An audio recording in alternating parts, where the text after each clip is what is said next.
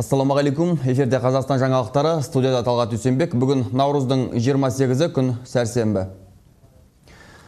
Ақтауда Жаңаөзен оқиғасына қатысты сот процесінің екінші күні аяқталды. Тек оны бақ өкілдері сот залына жапсарлас келесі бөлмедегі монитордан ғана тамашалай алды. Бүгін судья Аралбай Нағашыбаев адвокаттармен сотталушылардың біраз өтінішін талаптарын қанағаттандырмай тастады. Оның ішінде қорғаушы Сансызбаеваның Өзенмұнайгаз өндірістік филиалы басшыларына, Жаңаөзен қаласы басшыларына және Маңғыстау облыстық ішкі істер департаменті басшыларына қатысты. Осы қозғалған қылмыстық істерге байланысты мына сот отырысын тоқтату туралы өтініші де бар. Ол қылмыстық істердің өзге басқа қылмыстық өндірісте қаралып жатқандығын және сотталушыларға тағылған айыптаулардың қатынасын жойғыздығын Қазақстан Республикасы қылмыстық жүргізу кодексінің талабына сәйкес біз тек қана сотталушыларға тағылған айыптың деңгейінде ғана істі қарауға құқығымыз барлығын ескере отырып, және де 1-ші баптың 3-ші, 4-ші баптың талабында ондай негізден көрсетілмеген ескере отырып, талабы қанағаттандырусыз қалдырды. Монитордан соттағы дауыстар осылай естіледі.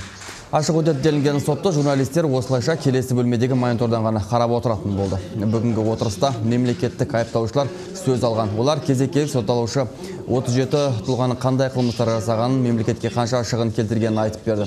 Прокурорлар жариялаған мәліметтерге қарағанда, Жаңаөзендегі өткен жылдың желтоқсанында болған қарулы қақтығыстардан Қазақстан қазынасына 2,5 миллиард теңгеден астам залал келген делінеді.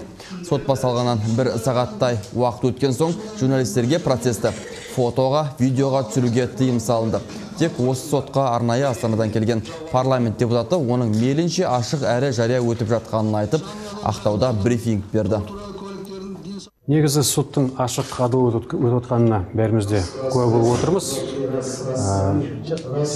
Сотталушы кісілердің томаластары да осында, ақпарат құралдарының өкілдері де осында, қоғам өкілдері де осында бәрі кедергісіз қатысып отыр.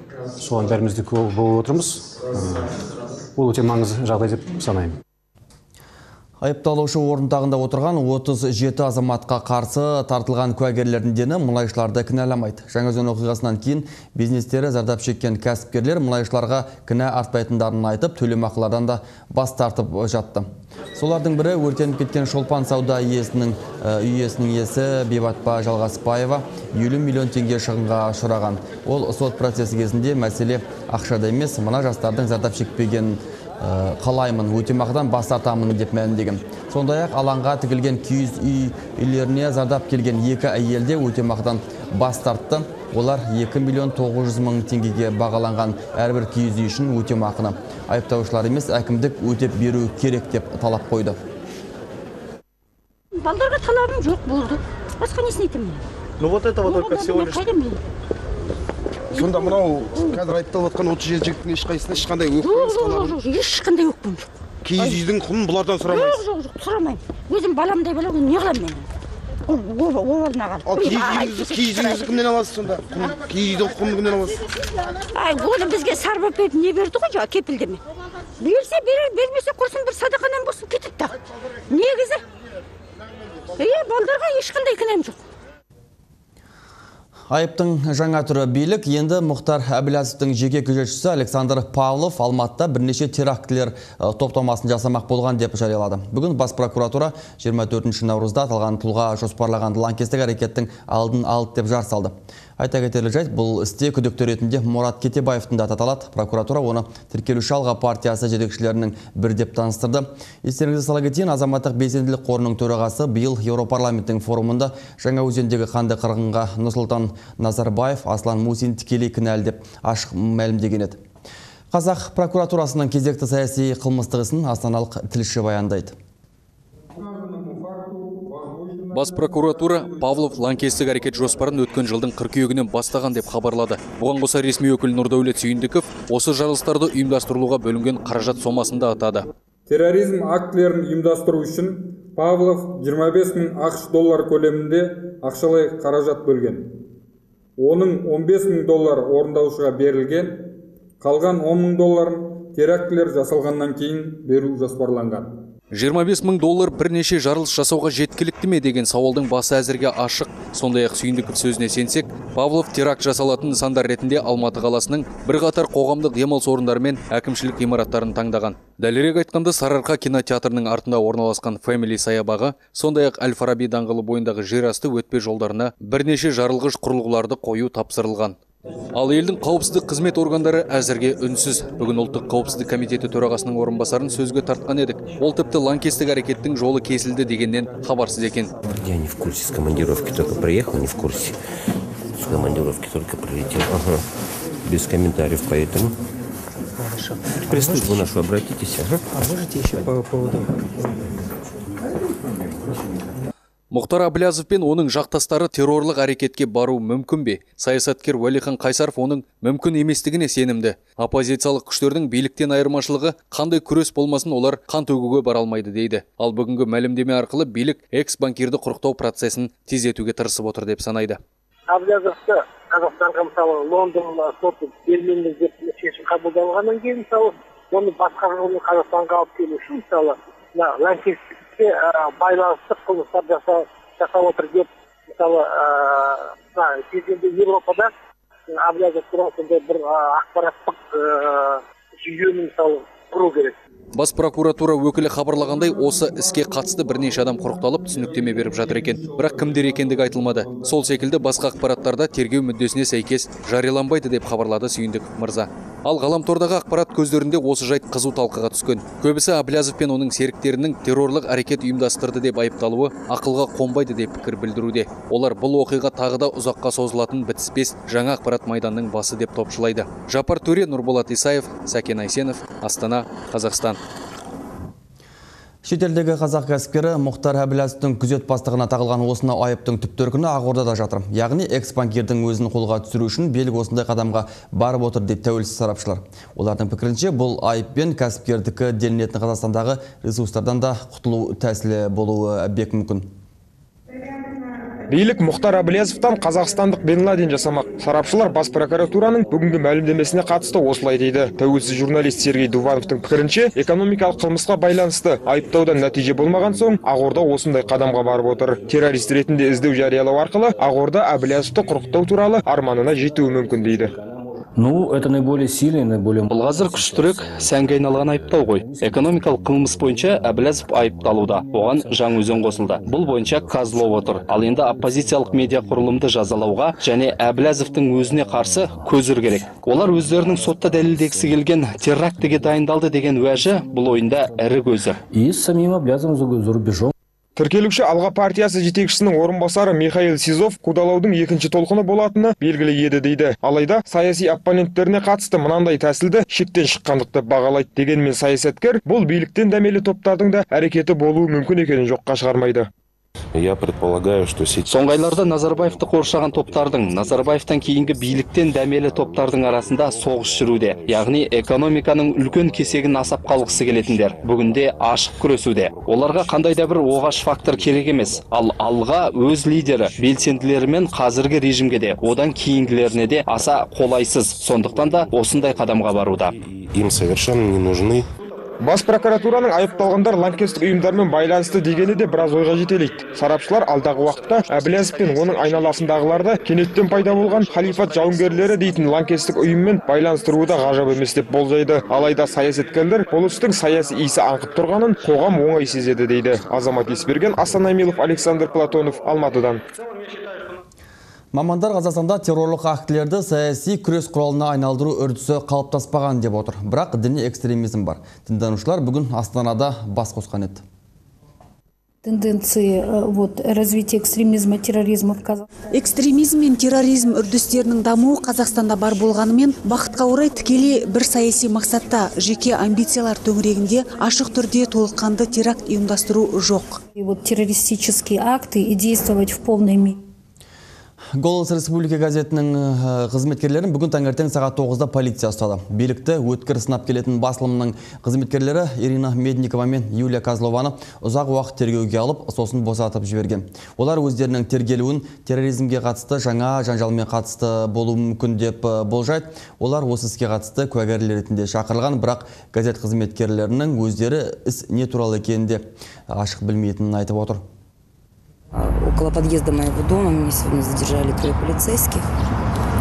Мені таңертең үйімнің алдында 3 полиция қызметкері ұстап, осында алып келді. Жол бойы ештеңе түсіндірген жоқ. Айтуларынша кейде азаматтарды шақыртусыз алып келуге құқылы екен. Келген соң 2-ге дейін сұрақ қойды. Түс ауа 5-те болған, тергеуге шақырту берді. Енді босатып отыр. Бірдеме бола қалса хабарласатындықтарын айтты. Это следственные мероприятия. Меня утром вызвали на допрос по повестке из дома в 9 утра.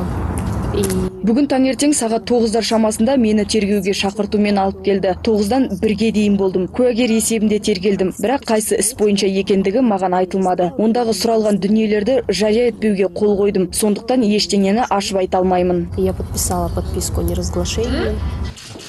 Голос Республика газеті бұған дейінде бірнеше мәрте полицияның қыспағына алынған еді. Әуелі тәуелсіз газет басылатын баспаханалардың бәрі жабылды. Газет шетелде басылады. Бұған қоса биыл жыл басында газеттің Алматыдағы кеңсесінде тексеру жүргізіліп, қызметкерлері ұзақ уақыт ғимарат ішінде қамалып қалған болатын. Оның үстіне тілшілері Жаңаөзен ісі бойынша ұлттық қауіпсіздік комитетінің тергеуіне бірнеше мәрте алынды.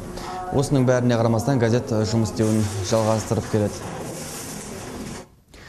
Ал бүгін жаңадан ашылған Жаңаөзен нет сайтының Алматыдағы кеңсесіне белгісіз біреулер келіп, қызметкерлерге балағат сөздер айтып, есікті ашуларын талап еткен. Олар бір фирманы іздеп жүргендерін айтқан, артынан Ербол қарызымызды қайтар деп, онда жоқ азаматты сұрастырған. Кеңсенің ішінде болған портал журналистері жергілікті полицейлерді шақыратындарын ескерткен соң жігіттер кетіп қалған. Қандай фирма? Бір фирма, сол фирма керек деді, біресе Нұрбол керек деді. Әйтеуір ең бастысы олардың мақсаты есікті ашып кіріп алу болды. Біз әлі есігіміз темір ашқан жоқпыз есікті. Жарайды, сіздер қаншаға дейін істейсіздер? Біз әзір боламыз әлі 1-2 сағат боламыз. 1-2 сағат болса, қазір жан-жақты аралап көрейік. Табылса, онда көрсетеміз ғой осы жерге. Күні кеше ғана рұқсат етілмеген митингке қатысты деген айыппен әкімшілік айыппұл алған сайттың бас редакторы Қасым Аманжолұлы жұмыстың жоспарын түзіп жүрген кездің өзінде жергілікті полицейлермен бірге шенді офицерлер келіп, өзін таныстырмай журналистерге ауыр сөздер айтып, құжат тексеріп кеткенін айтады. Сол кездің өзінде оны ресми күштік органдардың бақылауы деп түсінген. Ал соңғы 2-3 күнде Жаңаөзен нет сайтына хакерлік шабуылдардың жиілей бастағанын мәлімдеп отыр бас редактор. Осы соңғы 2-3 күннің ішінде біздің порталға әсіресе интернеттік шабуылдар қатты күшейіп кетті. Ашылғанымызға өзімене айналдырған бір 20 күн болған жоқ әлі. Біздің қызметкерлердің бірнеше балалардың Фейсбуктағы, Моймирдағы аккаунттары сырттан бұзылып, олар өздерінің пошталарын аша алмай қалды. Пошта жәшіктерін ақтарып, ішіне кіріп кетіп жатыр. Менікі де бұзылды. ақш-тың Қазақстандағы елшісі уақытша тергеу абақтысында отырған саясаткер Владимир Козловты Наурыз мерекесімен құттықтады. Саясаткердің жұбайы Алия Тұрсбекова құттықтау қағазын күйеуіне абақтыға апарып беруді жөн санапты.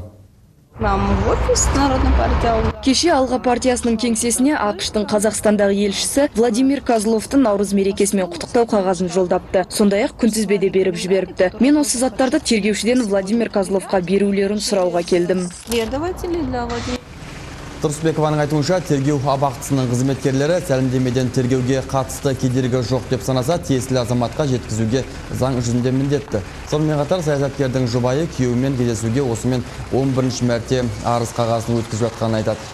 Қамақтағы уақыты ұзартылғанына байланысты заң бойынша тағы да 2 рет кездесуге құқым бар деп отыр Алия. Ол тергеу абақтысының қызметкерлері бүгінде ауызша рұқсаттың берілгенін мәлімдеді. Есте болса, Алия соңғы рет күйеуімен 5-ші наурыз күні ауруханада жолыққан болатын. Бүгін мен 11-ші өтінішті тапсырдым, Владимир Ивановичпен кездесемін деп, бірақ тергеушілер маған тағында жоқ деп. айтты. Неге десек, олар сіз Владимир Козловты көрдіңіз, сізге жетеді деп айтады. Бірақ бұл заңсыз, өйткені заң бойынша олар маған 2 рет кездесу беру керек. Ақтөбелік оппозиционер Айдос Садықов бостандыққа шығуына 3 ай қалғанда рақымшылыққа ілікті. Қазақстан тәуелсіздігінің 20 жылдығына орай жарияланған амнистия туралы заң бойынша.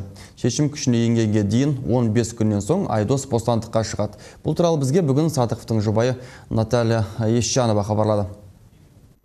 Амнистия в законную силу вступила 22 января. Амнистия туралы заң 22 ақпанда күшіне енді. Содан бері 2 ай өтті. Енді ғана сол заңды Айдосты босатуға пайдаланып жатыр. Жовтисті Нарымбаевты сол кезде босатып жіберді. Менің ойымша, олар Айдосты босату-босатпау мәселесін ұзақ шеше алмаған болуы керек. Енді ғана босатып адамгершілік жағынан көрінгілері келген болар. Қалай дегенмен адамгершілік деп есептеймін. Одан бөлек елде басқа да адамдар рақымшылыққа ілігіп жатыр. Айдостың жазасы ауыр емес. Заң тұрғысынан келгенде оны түрмеге жаппауы да керек еді. Пытается теперь показать, что это как бы гуманность.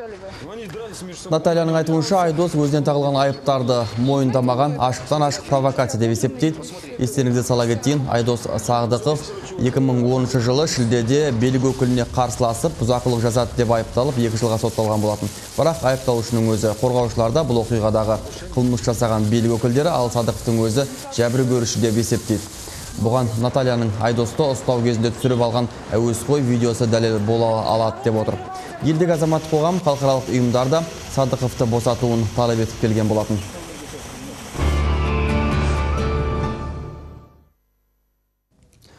Оңтүстік Қазақстан облысында тасқын судың шығыны есептелді. Арнайы комиссия апат салдарын жоюға кемінде 1 миллиард 200 миллион теңгеге жуық қаражат қажет деп тапты.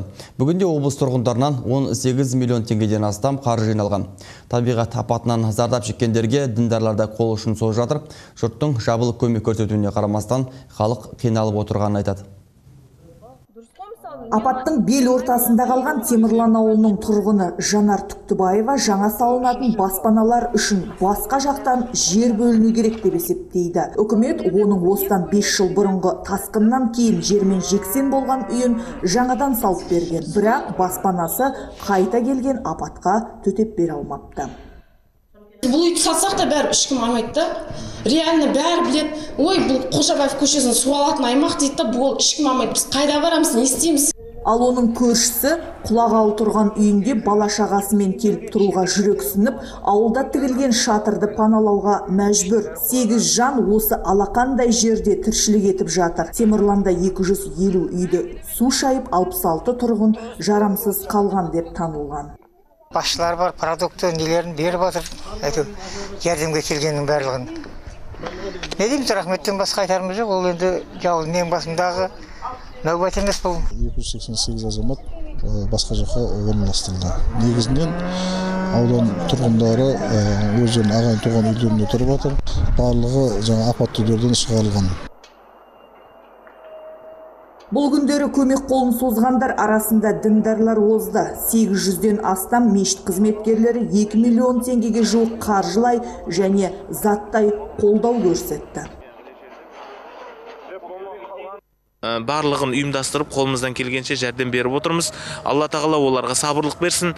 Осындай қиын қыстау уақытында барлық облыс көлемінде қолымыздан келгенше соларға демеу бола білейік деп айтпақшымын.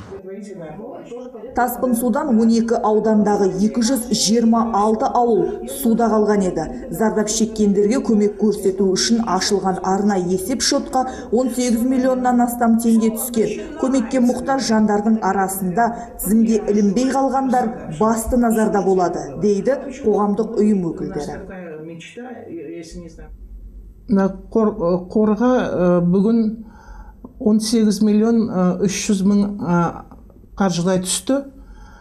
Салыстырып қарағанда, оның алдында күнделікті 1 миллионнай түсіп еді. Енді мына кеше 2 миллион түсті. Соған қарағанда біздің халық көп жерден береді ғой деп үмітте отырмыз біз.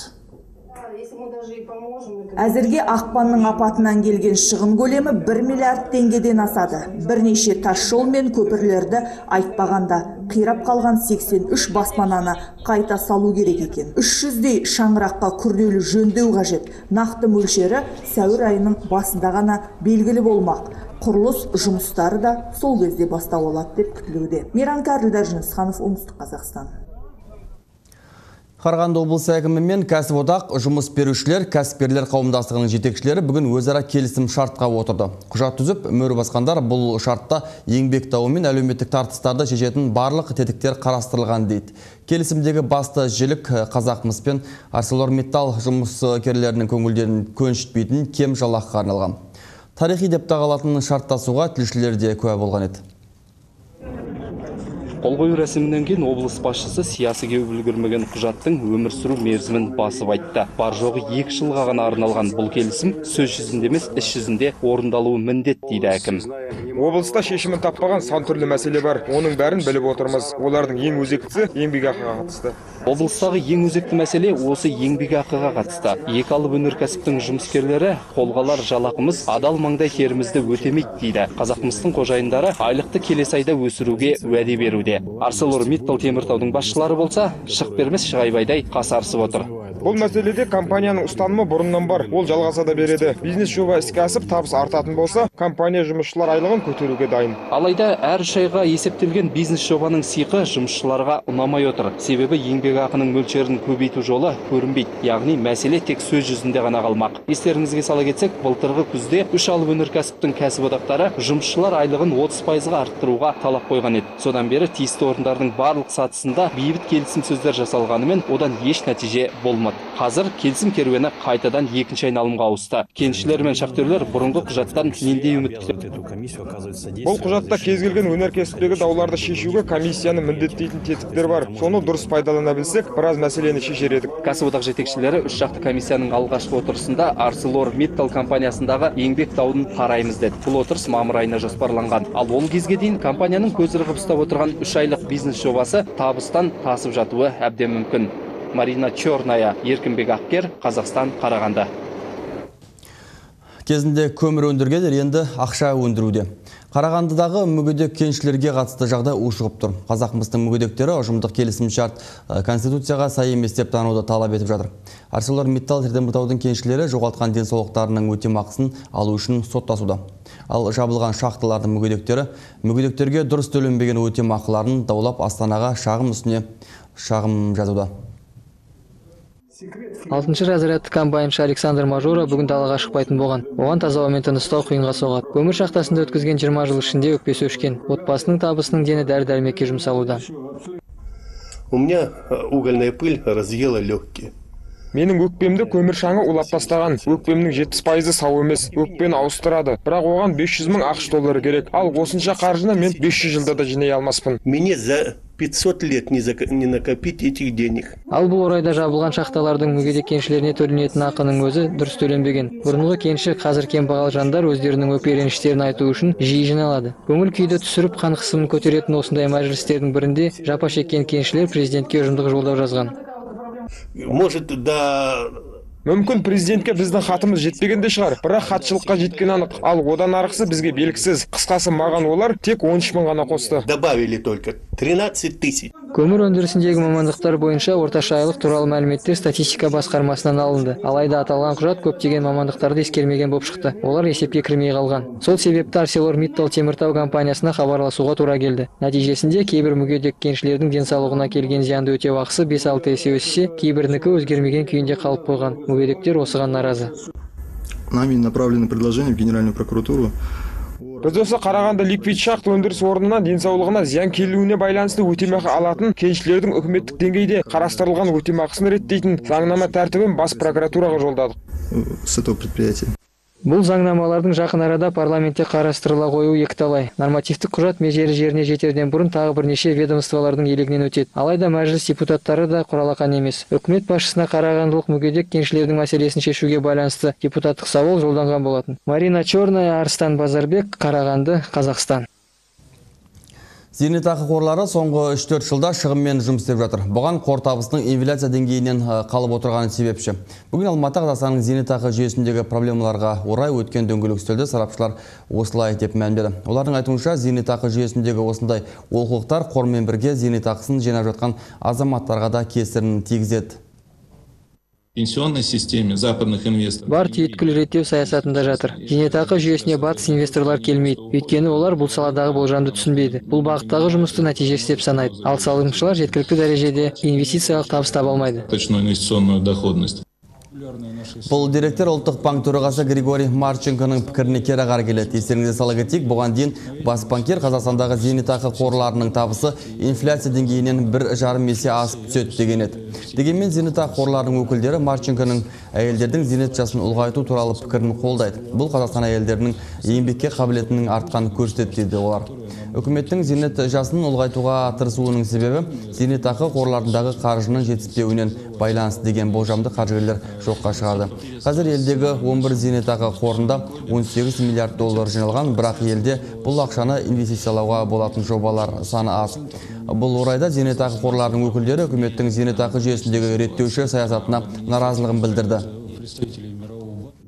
Основная проблема – это эффективность управления пенсионными. Ең басты мәселе бұл әрине зейнетақы активтерін пайдаланудың тиімділігі мен табысты инфляция деңгейінен көтеру, яғни салымшылардың жинақтаушы зейнетақы қорларынан алатын зейнетақысының деңгейін бұрын алып жүрген жалақысының 30-40%-на сәйкес болуы керек. Солтүстік Қазақстан облысындағы әскерге шақыратын жалғыз бөлімшенің жабылу алдында тұрғанын қорғаныс министрлігінің шенділері білмейтін болып шықты. Олар мұндай мәселе бар болса, жуық арада шешеміз дейді. Естеріңізге сала кетсек, бүгін Время басылымында Солтүстік Қазақстан облысындағы әскерге шақыратын жалғыз бөлімшенің сот шешімімен жабылатын туралы мақала жарық көрді. Оған себеп ғимараттың ескілігі, пайдалануға жарамсыздығы екен. Тиісті министрлік күрделі жөндеуге ақша тапшы десе, жергілікті әкімшілік берерге басқа ғимаратымыз жоқ депті. Жағдай тез арада шешілмесе, теріскейдегі бозбалалар биыл отан алдындағы борышын өтеуден қағылмақ, бірақ басшылар бір ретін табамыз деп отыр. Мен ол нені әлі білмеймін, оққан жоқпын Время газет. Ондайды, шын айтқанда мен әлі ондай нені құжатты көрген емеспін, естіген емеспін. Бірақ қорғаныс министрлігі осы мәселенің шешімін осы қысқа мерзімде шешеді деген менің сондай ойым бар.